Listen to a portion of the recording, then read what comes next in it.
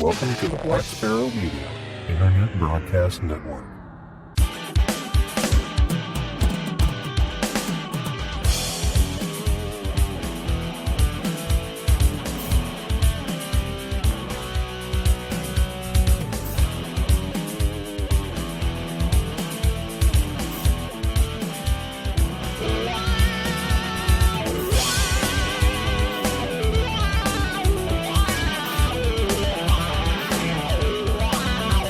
You are listening to Linux in the Ham Shack.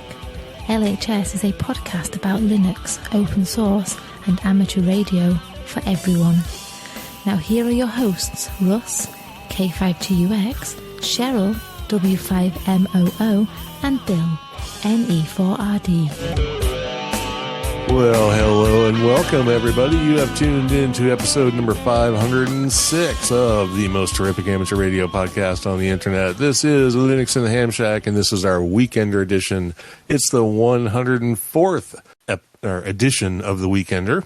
So welcome on in. We're glad to have you here, and we'll do some interesting things that may or may not be informative. We'll find out soon when we choose our random topic. And then we'll get into some hedonism and all the stuff that makes life worth living. But before we do that, let's go ahead and introduce ourselves. I'm Russ, K5TUX. I'm Cheryl, W5MOO. And I'm Bill, NE4RD. Slow on the draw. That's slow.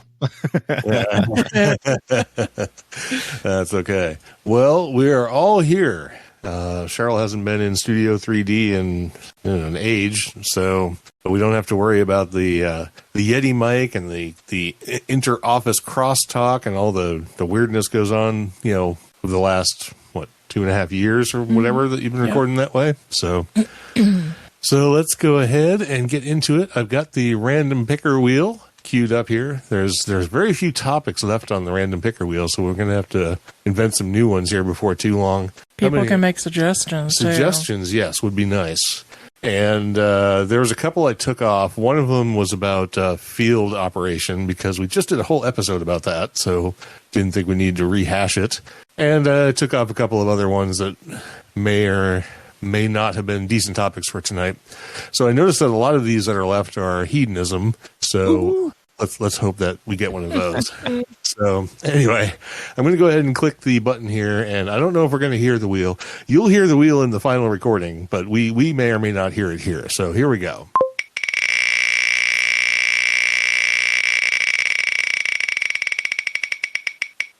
It is a hedonism topic. Yeah. And it's one that's going to heard it. Definitely heard it. You didn't hear it, or? No, I definitely heard it. Oh, yes. Yeah, we all definitely heard it. Yeah. So, very good. So the topic for tonight is, quote unquote, the best pizza. So one of those holy war topics. Whatever. Okay, so I think we'll do this. Let's see. How do we want to do this? You have to pick at least two things. Let's see. Okay. We'll make it three categories. You have to pick the best of when it comes to pizza. The first is region, like where does the pizza come from? The second is sauce, and the third is toppings. So I think that's a reasonable way to approach the best pizza. What'd you say, Bill? I said that's quite complicated. Jeez, I got to think about three different things. Oh my gosh. Well, don't you think about three different things when you order a pizza? I mean, no, you call Pizza Hut and say, "Hey, I need a pepperoni pizza." Well, if Pizza Hut is at the top of your list, then that's the problem to begin with. So definitely at the bottom.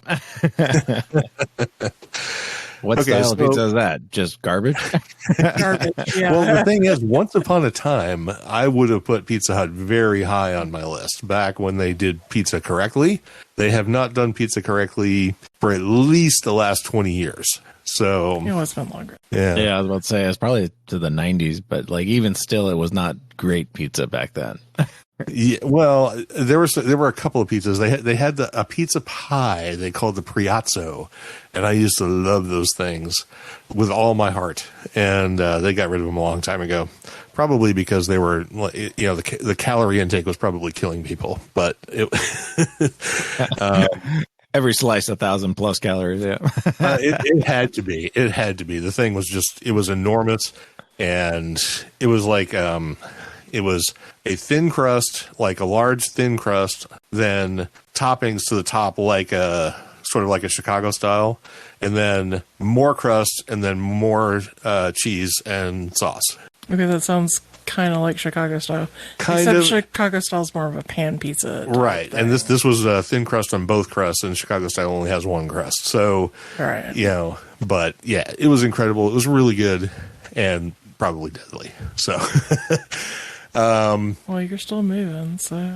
I'm still alive. That's true. And I ate a lot of those. So, you lived through it. And told the story. Yeah. If they ever come back out again, you can just sign my death certificate because I'm going to make up for lost time. So, in other words, Russ is moving to Pizza Hut. Maybe. All right. So, who wants to go first? Bill, you want to take a stab at crust? Like, if you were building the best pizza in the world, the one that you would eat, like, what kind of crust would it be? What sauce would you put on it, and what toppings? Oh my God. And we know you love pizza because everybody loves pizza. So I do love pizza. I love pizza a lot. Gosh, it's changed over the years. Obviously, nowadays I really like a nice thin crust, like a nice crispy crust. We have a place here in town that does like a really thin crust, and they cut it in squares, the square cut crust. Yeah. It's pretty good. And like I'm pretty traditional, I like the tomato sauce, and then whatever topping you want to put on it, I've eaten on it. So I'm I'm an equal topping offender. I don't know. But if you're not trying to appease anyone and you're picking the topics you want most, what would it be? I mean, it's definitely like an all meats pizza with jalapenos on it. Yeah, that's me. I like throwing the extra heat on top of everything else, just to upset my stomach and everything else like that. But I do like the spicy stuff. Like I'll throw banana peppers and jalapenos on just about everything. So so they even did they had a lunch special probably like last year. I remember going there, and they had a lunch special. It was just pepperoni and jalapenos, and I'm like, sign me up. And it's great. I mean, I just very traditional, nothing special. Although I've eaten probably, I don't know, 1 million pizzas by now, probably. I do like the white sauce. I do like a nice pesto pizza. Obviously, I had one when I was in Hamvention with you guys. I do like that very much. I like a pesto pizza. That's nice. But it's a spicy, meaty is really good. When I was a young kid, I used to be a dishwasher at an Italian restaurant, and we made pizza there, and we had Sicilian style pizza, which is probably similar to Chicago style, the big thick crust. And I didn't really care for that too much. It was good. I appreciated the effort it took to actually make it, because you have to like pre-bake the crust and everything else, and get that ready to actually take toppings. Otherwise, you just get a gummy, chewy mess of what is a pizza. But I guess if I were like a style, I guess it'd be probably New York style pizza, and just very simple tomato and cheese and nothing spectacular with the tomato sauce. Just don't put tomato paste in it, kind of thing. Darren said his choice was easy. Crust gourmet pizza, Mount Lawley, Perth, Western Australia, barbecue meat lovers with olives and anchovies. Oh, there you go. Yeah, I could do that too.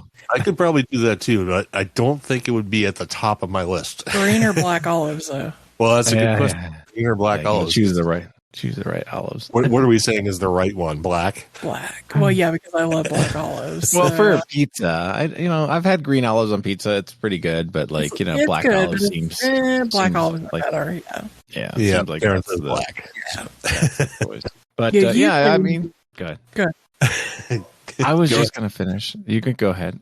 Well, no, I was going to say, usually when you go to get olives on pizza, it's black. So it's almost impossible to get the green ones, right? Right, yeah. Yeah, there's only a few restaurant chains and local shops that generally do green olives. Most everybody does black, so Yeah. I mean, I've pretty much given up all of the what do you call them? The fast food pizza places now. The delivery pizza places. Like all we have. Yeah, they're horrible. They're so bad. Like I can't even. Go ahead. Okay, I was just gonna say I used to really like Papa John's as like, okay, well, we want pizza, but we don't want to actually go out for it, so we'll get Papa John's or something like that. But Papa John's has gotten so bad in the last 5 years that it's like I can't even stand that. So it's like I don't even I don't like Domino's anymore. I don't like Papa John's. God, I haven't liked Little Caesars since they gave up the whole pizza thing years ago, and it was Chef Boyardee at best back then. I mean, that was probably in the 90s. And what's the other fast food one people get? Hungry Howie's is not too bad. At least the last time I had it, which was probably edging on about 15 years ago. Just because they had the flavor crust type thing, so they'll like throw stuff on the crust as well, which was pretty good. But it was right down the street from my in-laws' house, so like it was pretty fresh when we got it. So I will give one nod to Domino's because there is a particular Domino's pizza that I like. It's the thin crust with the garlic oil, and topped with Italian sausage, mushrooms, and feta. Interesting. That's pretty good. I really like that. So, but it's nowhere near the top of my list. So, Cheryl, let's give Cheryl a chance here to talk about her favorite pizza. Well, I used to live on pizza as a teenager, and then I developed an allergy to tomatoes and a sort of allergy to gluten. So, pizza is not really high on my list of things to eat anymore. But I like two different crusts. I either like the St. Louis cracker style, or in here, the big place to get that is Emo's Pizza. Or I like a New York style where I can fold that piece of pizza over and basically eat it like a sandwich.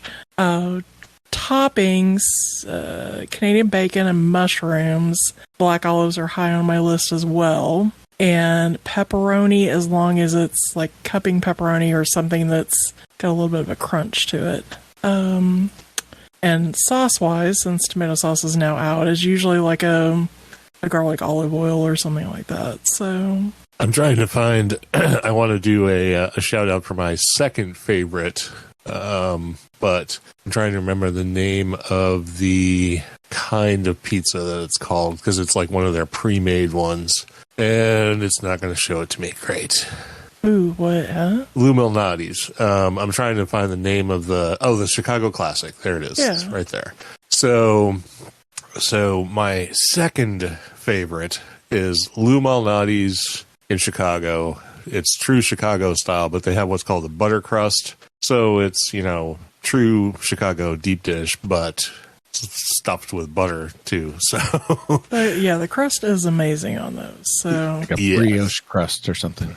Yeah. Yeah, it's just so incredibly good. I mean, to me, it makes a step above, other Chicago style pizzas. But it also has 14 gallons of tomato sauce in it. It is very tomatoey, but it's a true Chicago style. Of course, they're from Chicago, so. And it's the classic one, which has the sausage, extra cheese, tomato, and just that. That's all it is. So that's my second favorite. Cheryl can probably guess my favorite. From, do I have to pick? I know what would be on it, probably, but... Well, what do you think would be... ravioli pizza or something? No.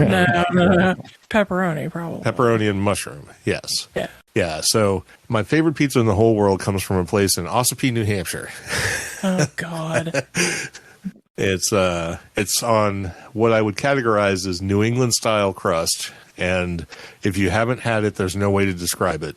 It's not thin crust, it's not thick crust. It just sort of is what it is. Yeah, it is a crust. That's yeah. And unless you've had it, there's no way to differentiate it from other styles of pizza. It's not like, it's not thin and deep like a Chicago. It's not thick and, edge crusted like a Detroit style. It's not like huge and foldable like New York style or anything like that. It's just, it is what it is. And then you pile that high with tomato sauce, the marinara, and pepperoni and mushroom, and that's it. It's so incredibly good. Every time I go back to New Hampshire, well, sadly, every time I've gone back to New Hampshire the last like 5 times, They've not been open. they've been closed. So You always go like on a Monday or something, or whatever day they're normally closed. yeah, so. they're closed like Sunday, Monday, and Tuesday or something. Right. Yeah. So I haven't had it, but I have never had Pizza Barn. no, you haven't had Pizza Barn. I don't think we're going to get there this time either. Probably not. So yeah, very disappointing. So, but yeah, New England style pizza, if you haven't visited New England, you haven't had it. So, but It's its own thing, huh? it is its own thing. It comes from the Greek heritage in New England. There's a lot of Greek influence in cuisine. But it's not really Greek pizza. It's either. not Greek pizza. It's kind of Greek pizza, but Yeah, it's like a meld. It's almost like, because there is a true Greek pizza, which is not the same thing. And they put stuff like provolone and lamb and stuff like that, and it's almost more like a flatbready kind of thing. Yeah, I was about to say, like, a lot of societies have like a flatbread type thing that's sort of pizza like.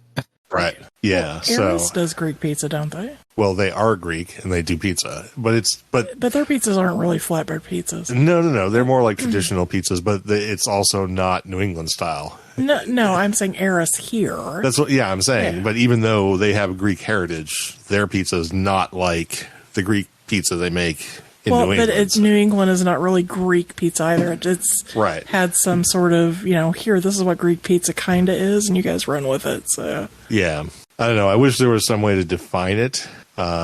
It's really, really good, and you really can't get it anywhere outside of New England. I mean, once you get out of, I'm not even sure you can get it in places like Connecticut, because Connecticut has the New York influence because they're really close to New York City and stuff. So I think you're going to find more New York style there.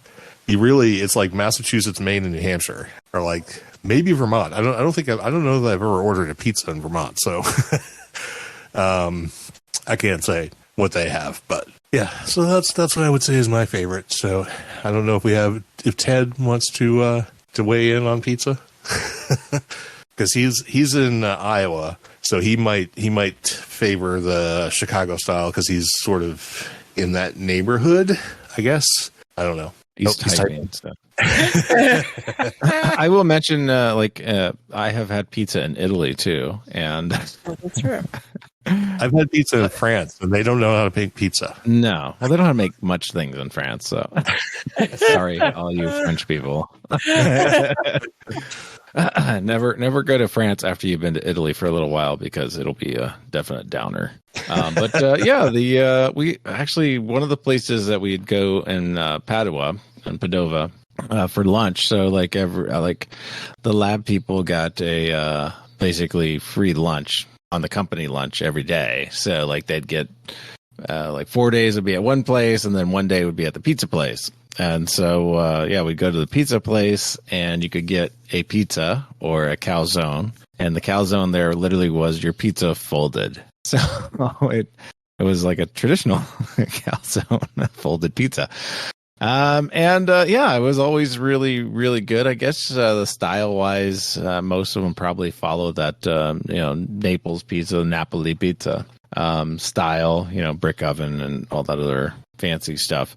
And it was always good. I never had a bad pizza there. It was very the thing I remember most about the pizza in Italy was just the freshness of everything was just a little bit above bar. I've never quite had a pizza in the United States that tasted that fresh. Like, you could taste every ingredient on the pizza. That's how fresh it was. It was definitely an experience. It wasn't an amazing pizza, but it was an experience for sure. Well, that's because their ingredients don't come off a Cisco truck.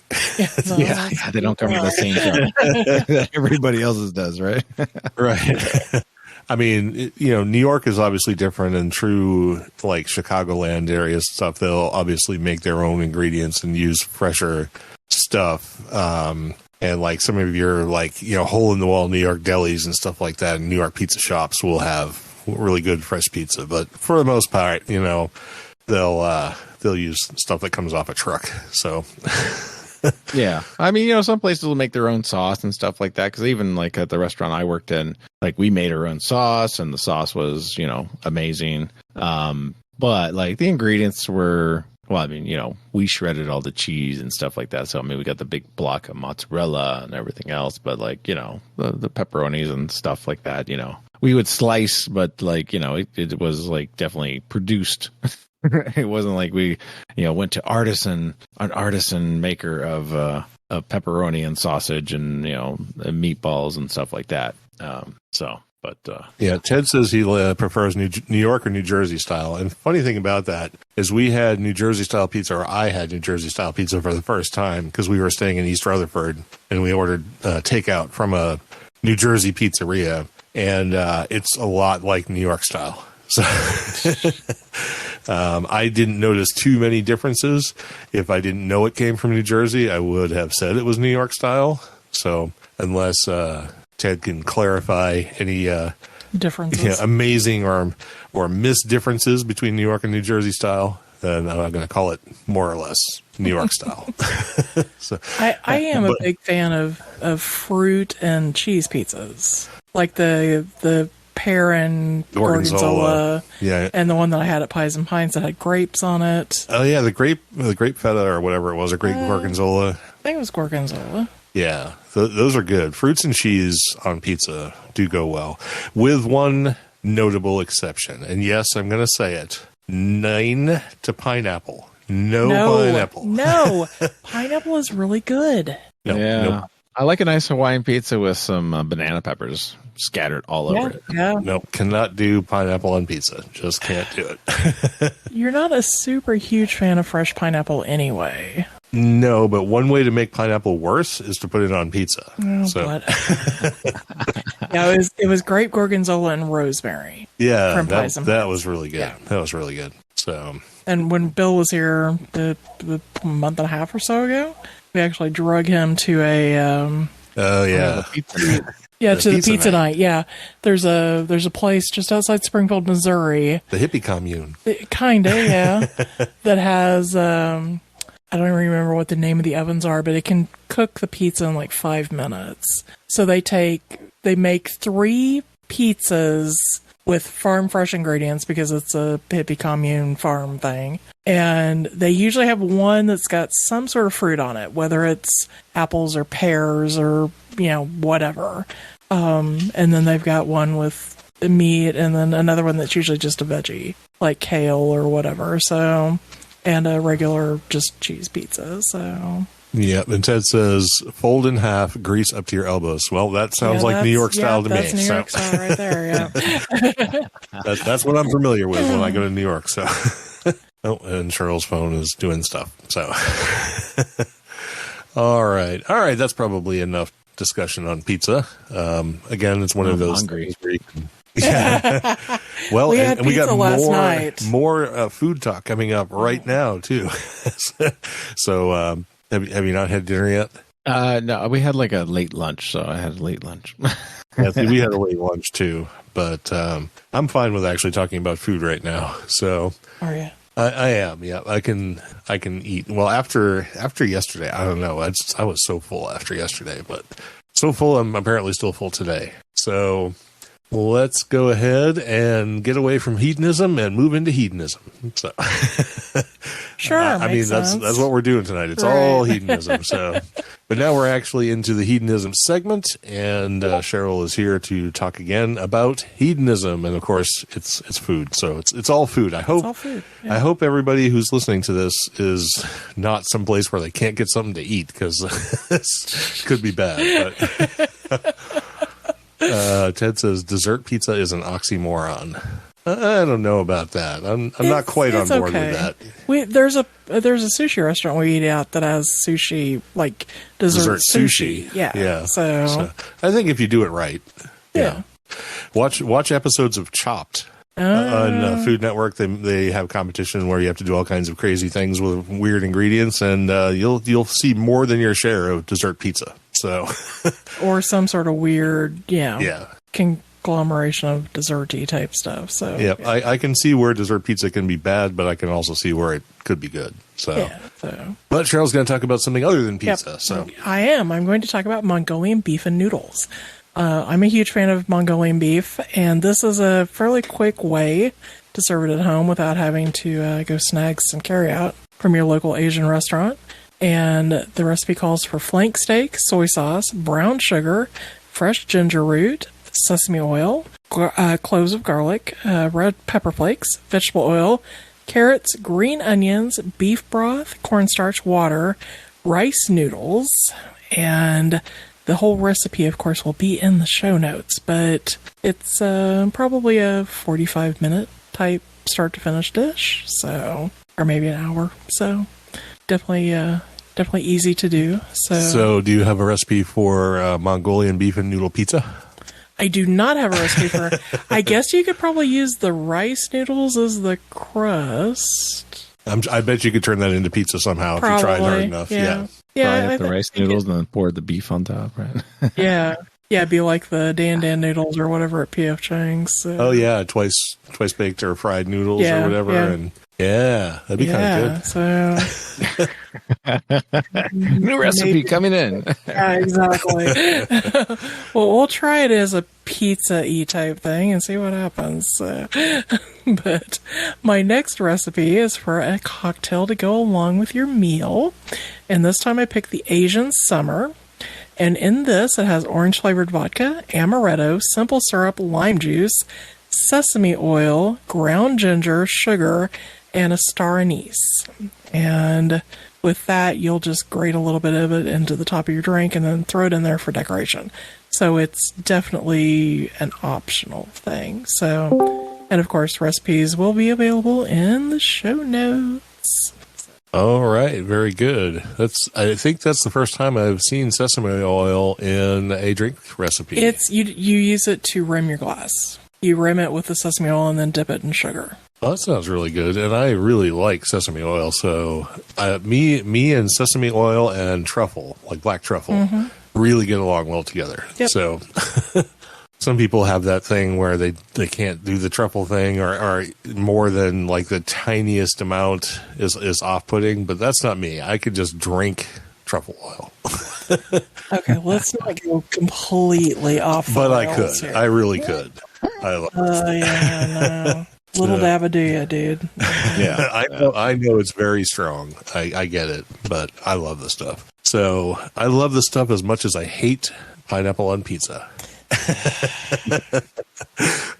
All right, let's move on and talk about the drink my whiskey. And so for the next few weeks of Weekenders, there may be some stuff related to our trip to Kentucky. And this is definitely no exception. There's a couple of the things that I bought, actually more than a couple, that I will not review because they are distillery-only options. So you actually have to go to Kentucky to get them. So I'm not going to talk about those. I will talk about the ones that you can buy. Well, you can mention them. Well, I'll mention them, but I'm not going to review them because, what's the point? Right. If somebody wants to say they're going to Kentucky, I'll give them my own, private review or something, but I'll stick to the mass market type stuff. So the first one I have is the Calumet Farm 16-year-old Kentucky Straight Bourbon Whiskey from their Single Rack Black collection, not connection, and this is called the Citation Edition. Citation, by the way, these are all named for horses because Calumet Farm is a reference to Kentucky horse racing. So, all of these notes, by the way, are from Calumet Farm, not from me.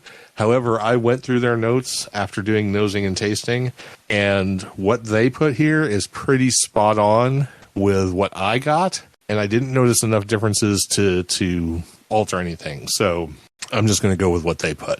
So the description is Calumet Farm 16-year-old bourbon whiskey is the newest offering from the stables of the Single Rack Black Premium Bourbon line. Its bold taste and flavors are matched perfectly well with a balanced finish. As a tribute to one of the greatest thoroughbreds in racing history, this bourbon represents the dedication and patience it takes to create a champion. This expression of the Calumet Farm bourbon family is our most aged and highest proof to date. It is non-chill filtered for added depth of character and color. So if you have sort of followed our discussion of bourbon over the many years we've been doing this, not many bourbons have an age statement as high as 16. They're usually closer to 4, sometimes as old as 7 or 8. And once you get past that, they become few and hard to find. So when I saw this on the shelf at the liquor store, this didn't even come from a distillery. This just came from a liquor store. And we went to a liquor store, when was it, yesterday or the day before? Day before. Day before. And they had it as well. So I know this is generally available. They do say that it's sort of on the rarer side, but apparently right now, if you want to get some of this, you can. So they actually publish stats, which I really like. They publish their mash bill, which is 74% corn, 18% rye, and 8% malted barley. It's bottled at 106 proof, or 53%. It's bottled in Bowling Green, Kentucky. I didn't get far enough to figure out if it's distilled there, but that's where it comes from. And again, these are their notes, but they concur with what I came up with, so no reason to change. So the color, deep mahogany with dark red shadows and golden highlights, which of course they have to be, flowery. But considering it's a 16-year-old bourbon, it is quite dark in color. So the nose on it is woody char, smoke, almonds, fresh cut hay, citrus, orange, cherry, and lightly floral. And I got all of that out of this. On the taste, you get oak tannins, rye, baking spice, cherry and dark fruit, toasted bread, toffee, and cornmeal. Absolutely what I got off of it. I could probably throw in a couple or more notes, but honestly, that really gets the job done. And on the finish, it's nice, heavy, oily, lots of mouthfeel, lingering notes of toasted grain, sugar-coated nuts, and oak. It's actually really, really good. And I'm glad it's really, really good because it's really, really expensive. When you get into 16-year-old bourbons, they're not going to come cheap. And this one runs around $150 to $160 a bottle. Would I say it's worth it? Yes. Can you get bourbon that's almost as good for half the money? Yes. But if you want to have a 16-year-old bourbon in your collection, I would definitely recommend this one. I would give this an easy 94. So it may even be better than that as time goes on. It's very good.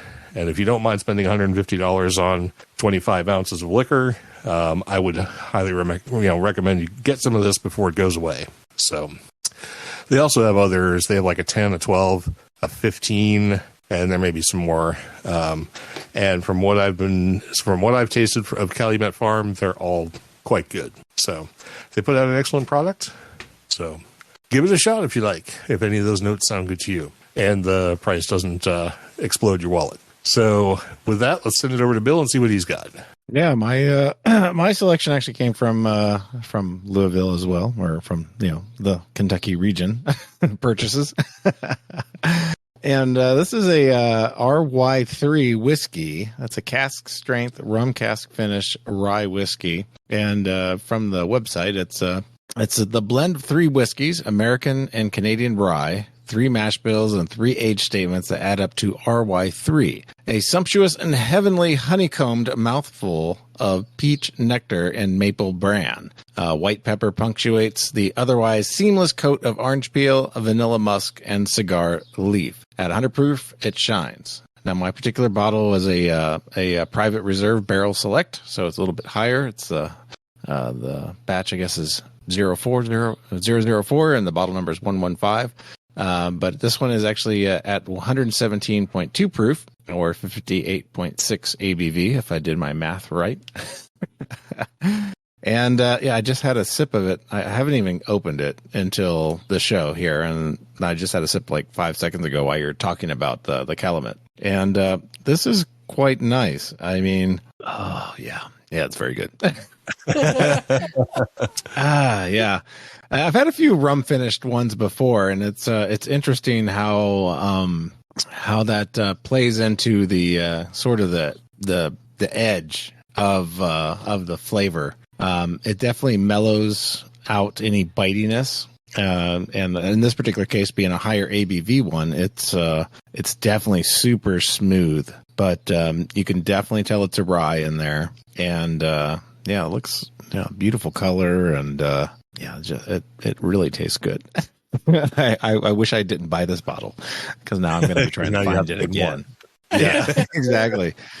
Yeah, I might have a new favorite here. I don't know. This is pretty good. I might have to try this with a more clean palate. I have been drinking a few beverages today. I went to the Renaissance Fair, so had some ciders there, and then had a couple of beers afterwards with lunch. And so my palate isn't fully there, but I would definitely put this as a very, very good in my 5-point ratings. Bill might need a cold shower now. I know. A shower in RY3 rye or something. Yeah. Yeah, this is very good, actually. Wow, this is what a purchase. Rocky has been put aside. Yeah, I don't know. This is really good. Wow. Yeah. The thing is, it's a rye, an American whiskey, and a Canadian whiskey. That's interesting. Yeah. Oh yeah, blend for sure. But the blends have gotten really good ratings over the past few years, so it doesn't really surprise me. Yeah, people kind of shy away, I guess, from blending because they're like, oh, it's not a pure product, blah, blah, blah. But the whole point of doing the blending is so people can put together flavors and come out with these really good, things that are a mix of stuff. And you get good blenders together, and they can make an excellent product if you're not scared of blended whiskeys. So yeah, I mean, this is happening in the wine business as well. I mean, the red blends have really taken off in the last probably decade and stuff like that. What else are you going to do with all that crappy Merlot that nobody wants to drink anymore? We've had a couple of whiskeys that have been aged in Chardonnay barrels lately, and they're quite good. So I don't like. Yeah, I mean, some of the finishes can be kind of not really great. They hide too much. But some of them have the ones I experienced in Ireland and stuff like that were really quite interesting. There was a few beer finish ones that were really good from the Clonakilty distillery. They did a really good job on the finishing down there. Yep, it's a great new world of finishing and aging and blending and all kinds of stuff in the whiskey space. So there's always new stuff to explore. It's a wonderful thing. So with that, and Darren is on my side. He says pineapple on pizza is a sin. So. No, it is not. It's not. It seems wrong, but when it's done right, it's good. If you've only had Domino's. Then no, I've had what people would consider good, like Hawaiian pizza, and can't do it. If it's fresh pineapple, not I opened up a can of Dole and threw it on your freaking pizza. That's not pineapple on pizza. Sorry. Maybe the problem for me is the ratio. Maybe there's just too much pineapple. Maybe if it was just more of an essence of pineapple as opposed to full blown chunks of pineapple, I might be more in tune with it. But take a pineapple and wave it over the pizza and stick it in the oven? Well, it's not like a ghost pepper. I'm just saying. Well, you need a lot of ham. So you need pineapple was near the crust. So yeah, you got to have that base of good Canadian ham, Canadian bacon, whatever. And I'm not a fan of Canadian bacon either. So that's maybe that makes your big. Yeah, that could be the problem. Yeah, and see, I'm a huge Canadian bacon fan, and last night we had Old Chicago pizza, and Russ has got his pizza, and I've got my Canadian bacon calzone over in the corner, and he was like, no. Old Chicago pizza reminds me of the way Pizza Hut pizza used to taste, back in the 90s. Yeah, see, it doesn't for me, but... Oh, really? No, that's interesting. Yeah. I mean, Pizza Hut where you were could be different from Pizza Hut where I was. So, I think they're supposed to use the same recipes and stuff, but who knows? In theory. In theory, right. All right. Well, that brings us down to the end of our topics for tonight. So let's go ahead and bring Cheryl in to do the list of new subscriber supporters. Are you going to do the announcements? Oh, I guess Bill wants to talk about his thing. I was hoping to skip over it, but no, go ahead, Bill. It's all about us. Why would you not want to talk about it? Anyways, it's like it's all you can talk about is me. Look at me. What? Well, us. So, all right. Tell us what's going on. Yeah, so I'll be presenting a topic at the Linux Fest Northwest in October. Of course, the topic is Linux in the Ham Shack. Go figure what that could be about. I can't imagine. If you happen to be in Bellingham, Washington in October, which is actually a great time to be up there at an amazing space that they have this event at. It's a free event, so it doesn't cost you anything to actually attend. You actually just have to get there, which is the more pricier part. But it's held at the Bellingham Technical College, which is a great space. I mean, I wish there were equivalent spaces all across the country that we could have many, many Linux fests and talk about all the goodness of open source and software, free and open source software and all that good stuff. But anyway, if you are interested, I will definitely. I'm definitely planning on being there. I mean, something could change that, but they just accepted my talk, and I just acknowledged that I'm actually going to be there. So October 20th through the 22nd in 2023 is when you'll find me at Linux Fest Northwest. Woo! All right, very good. I was asked at Hamvention to do a talk on Linux in the Ham Shack at the Joplin Ham Fest. I don't know if that's actually going to happen, but we should do a panel at Hamvention next year. Yeah, we should probably do that. Get us out of the booth for an hour.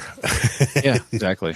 It's not like I won't be there to babysit. We're not doing it at 9 a.m. though. No, not at 9 a.m. So, all right. Yeah, if somebody wants to put us on a talk at like 11, I'm all in. Subscribers, supporters, and so on. So, who do we got? So, for our subscribers on Patreons, we have Victoria, K8VSY. On Facebook, we have Matthew. No, that's a typo. I figured. Matthew Rains. There wasn't anybody on Twitter. There was nobody on Instagram. On Mastodon, we had Dom, HB9HLI, Emmanuel, DD6ZJ, Tavis, KD9NSC, and Adam, K3CAN. On YouTube, we had Al Rubio, nobody on the mailing list. On Discord, we had N5CZ_Randy and W1LTE Chris. And in the live chat tonight, we have Darren, VK6EK, Ted, WA0EIR, and Don, KC9ZMY. All right. That does bring us down to the bottom of the show, so we want to thank everybody for listening. Hope you didn't mind an entire episode about nothing but hedonism, no actual amateur radio or Linux content for tonight. But sometimes you do have to take a break from all the, the learning stuff and the technical stuff and just break down and talk about the fact that no one should put pineapple on pizza. So I heard the annoyed sigh over there. So. But anyway, thanks everybody for listening. We really appreciate it. And next time around, we'll be doing a deep dive. So stay tuned for that. We will have an interesting topic coming up next week. And we'll catch you then. Hope you have a great week in between. And keep it between the navigational beacons, as somebody once said in a country song once upon a time. So this has been episode number 506, the 104th edition of The Weekender on Linux in the Ham Shack. I'm Russ, K5TUX. I'm Cheryl, W5MOO. And I'm Bill, NE4RD73.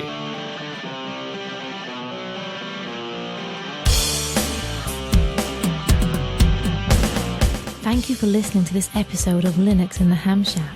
LHS is a community-sponsored podcast. Our website is located at lhspodcast.info. You can support the podcast by visiting the LHS Patreon page at patreon.com/LHS Podcast or by using the contribute list on the homepage. We have a presence on Discord, Facebook, IRC, Twitter, and YouTube. You can also drop us an email at info@lhspodcast.info or leave us a voicemail at 1-909-LHS-SHOW. That's 1-909 547-7469. Visit the online LHS merchandise store at shop.lhspodcast.info for fun and fashionable show-themed merchandise. Until next time, remember to always heed your hedonism.